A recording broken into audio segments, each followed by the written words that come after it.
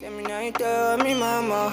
You tell me nice, tell me nice. You tell me nice, tell me nice. You tell me nice. Lamtana cut me under pressure, man. She cut me under pressure, man. Lamtana cut me under pressure, man. She cut me under pressure, man. Lamtana cut me under pressure, man. She cut me under pressure, man. Lamtana cut me under pressure, man. She got me under pressure, man. Got that energy, energy, energy, energy. Got that energy, baby. Anything, anything, anything, anything.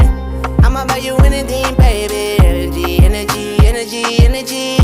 You got that energy, baby. Anything, anything, anything, anything. I'ma buy you anything, baby. Remedy, remedy, remedy, remedy. You're my remedy, baby. Energy, energy, energy, energy.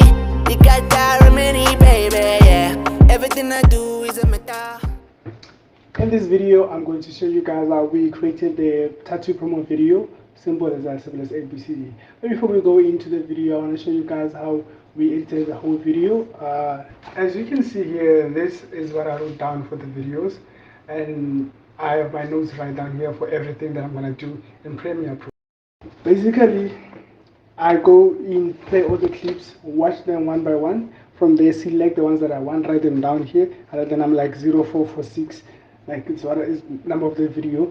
Then I create a folder with the selected clips. I put them in there. I rewatch them, and from there I check. Okay, this one from 0 to 4 seconds is the part that I'm gonna add.